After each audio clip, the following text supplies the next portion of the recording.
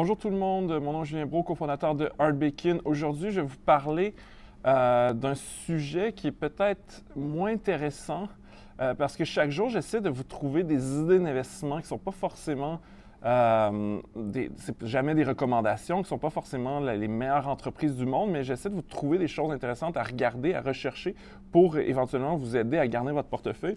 Aujourd'hui, je vais parler d'un sujet qui est proche de mon cœur parce que je suis un ancien journaliste et ce que je voulais dire, dans le fond, c'est est-ce que les journaux, ce sont des bons investissements? Et la réponse, c'est non. Tous les titres que je vais vous présenter aujourd'hui, personnellement, je m'en tiendrai loin. Ce n'est pas une recommandation. Je suis un peu triste en disant ça parce que ces entreprises-là embauchent des journalistes. Je pense que les journalistes sont très importants pour la démocratie. Mais malheureusement, sur le plan d'un investissement financier, c'est pas très positif. Donc, Torstar, c'est ça qui m'a donné l'idée de vous parler de ce sujet-là, vient de dévoiler des résultats financiers et ça s'améliore. Donc, au même trimestre de l'année dernière, ils avaient perdu à peu près 15 millions. Là, ils n'ont que perdu 7 millions, donc ils ont diminué de moitié la perte. Ça va mieux. C'est une entreprise en déficitaire, bien entendu. Et on parle d'une micro-capitalisation boursière de à peu près 50 millions.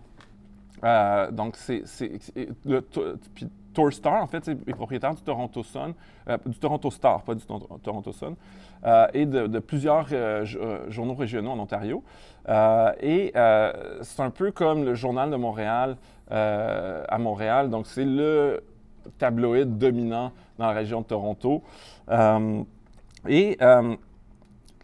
Ce journal-là, dans le fond, a eu des belles années, était propriétaire notamment d'une business qui était vraiment intéressante, ça s'appelait Harlequin. Puis c'est un éditeur de livres, mais un éditeur de livres qui passait outre le réseau de librairies, qui vendait dans les stations-service, qui avait des accords de branding avec des grandes marques, qui vendait des romans avec une recette qui se ressemblait tous, où les gens tombent en amour. À la fin ou au début, en tout cas, j'en ai jamais lu, mais c'est une grosse marque. Ils ont vendu la compagnie pour 500 millions de dollars, je pense en 2014.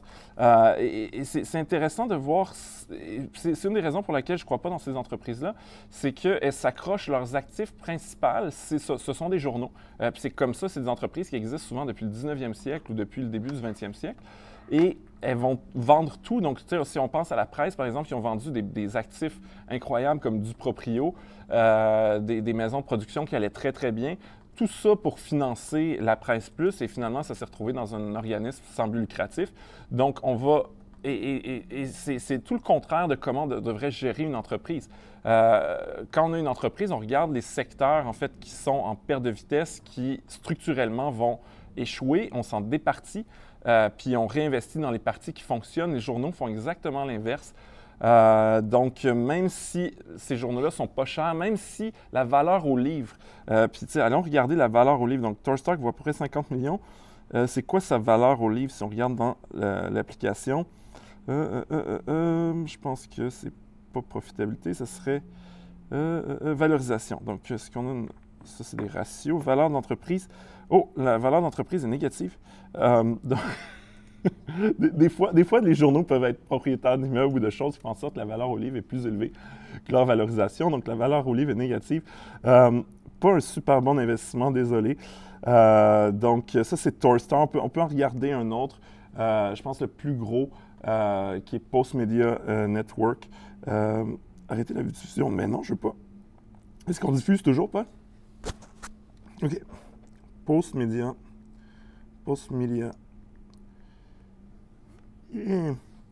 Donc, Postmedia, qui est notamment propriétaire du Globe and Mail, qui, bien entendu, n'est pas profitable non plus.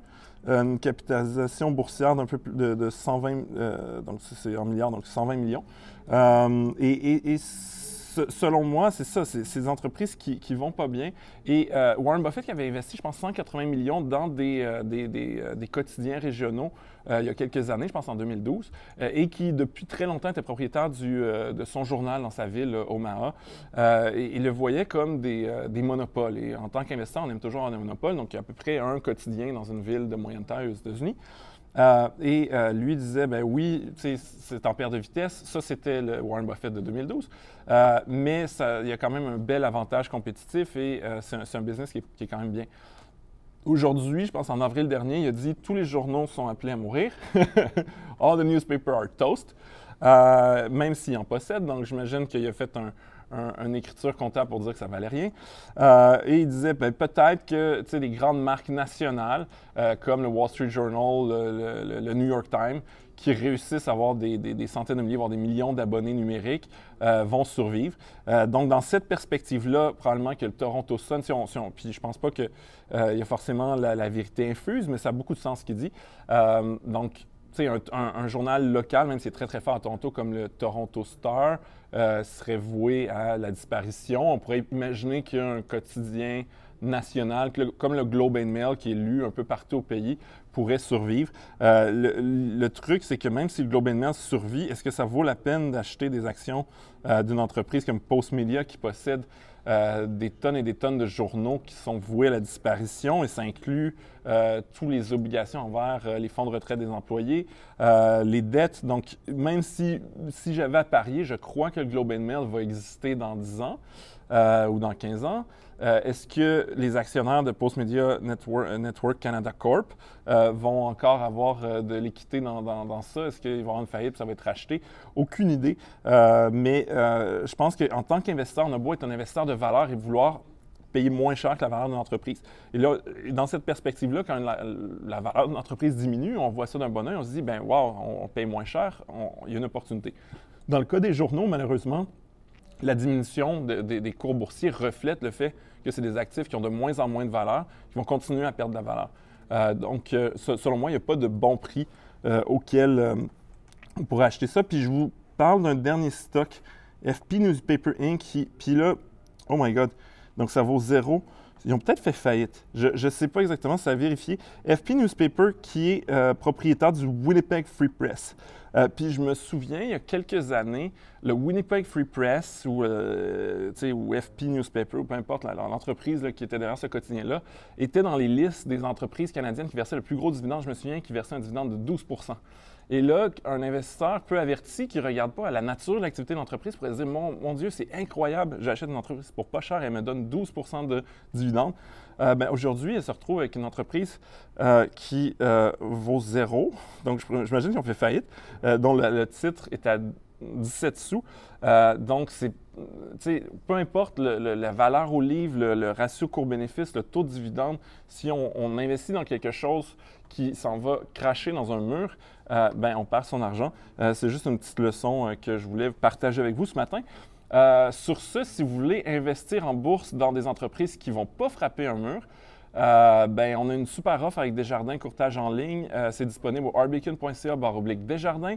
Ça vient avec un cours en ligne sur l'investissement que vous apprendre tout ce que vous avez besoin de savoir pour investir en bourse. Ça vient avec 3 mois d'abonnement à notre super application, 10 transactions gratuites et un congé de frais de gestion d'1 an. Pour ceux qui ont déjà des investissements en bourse, je vous recommande fortement d'aller sur Google Play si vous avez Android ou sur l'App Store si vous avez un iPhone et télécharger RBacon. Ça va se connecter à tous vos comptes d'investissement, analyser votre portefeuille, calculer vos rendements et fournir toutes les données financières dont vous avez besoin pour prendre des bonnes décisions d'investissement. Sur ce, bonne journée.